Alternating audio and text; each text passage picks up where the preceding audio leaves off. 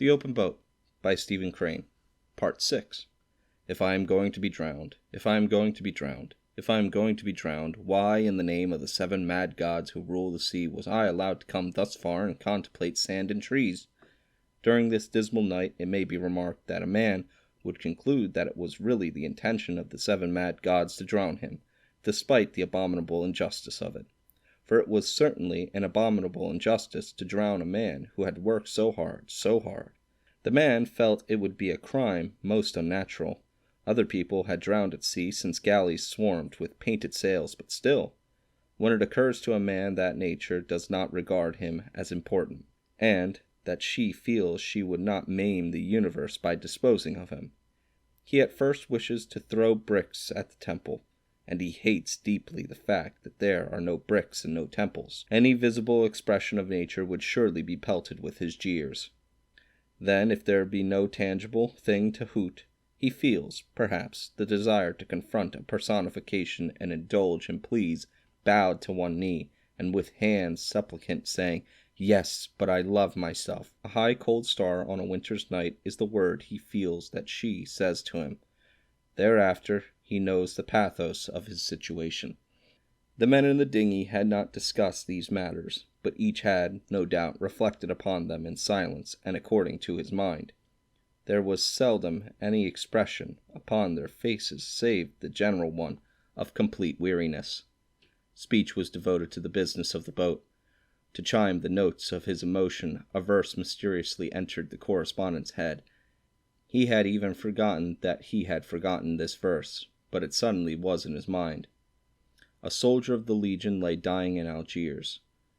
There was lack of women's nursing, there was dearth of women's tears.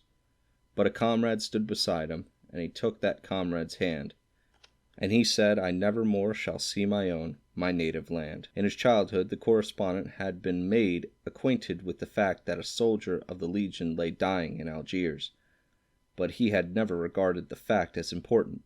Myriad of his schoolfellows had informed him of the soldier's plight, but the dinning had naturally ended by making him perfectly indifferent. He had never considered it his affair that a soldier of the Legion lay dying in Algiers, nor had it appeared to him as a matter for sorrow. It was less to him than the breaking of a pencil's point. Now, however, it quaintly came to him as a human living thing.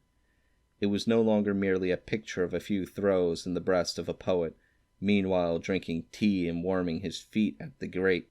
It was an actuality, stern, mournful, and fine. The correspondent plainly saw the soldier. He lay on the sand with his feet out straight and still, while his pale left hand was upon his chest in an attempt to thwart the going of his life. The blood came between his fingers. In the far Algerian distance, a city of low square forms was set against a sky that was faint with the last sunset hues. The correspondent, plying the oars and dreaming of the slow and slower movements of the lips of the soldier, was moved by a profound and perfectly impersonal comprehension. He was sorry for the soldier of the Legion who lay dying in Algiers. The thing which had followed the boat and waited had evidently grown bored at the delay. There was no longer to be heard the slash of the cutwater, and there was no longer the flame of the long trail. The light in the north still glimmered, but apparently it was no nearer to the boat. Sometimes the boom of the surf racing in the correspondent's ears, and he turned the craft seaward then and rowed harder. Southward, someone had evidently built a watchfire on the beach. It was too low and too far to be seen, but it made a shimmering, roseate reflection upon the bluff in back of it, and this could be discerned from the boat. The wind came stronger, and sometimes a wave suddenly raged out like a mountain cat, and there was to be seen the sheen and sparkle of a broken crest. The captain in the bow moved on his water jar, and sat erect. "Pretty long night," he observed to the correspondent. He looked at the shore. "Those life-saving people take their time." "Did you see that shark playing around?" "Yes, I saw him. He was a big fellow, all right." "Wish I had known you were awake." Later the correspondent spoke into the bottom of the boat. "Billy." There was a slow and gradual disentanglement. "Billy, will you spell me?" "Sure," said the oiler. As soon as the correspondent touched the cold, comfortable sea water in the bottom of the boat, and had huddled close to the cook's lifebelt. He was deep in sleep, despite the fact that his teeth played all the popular airs.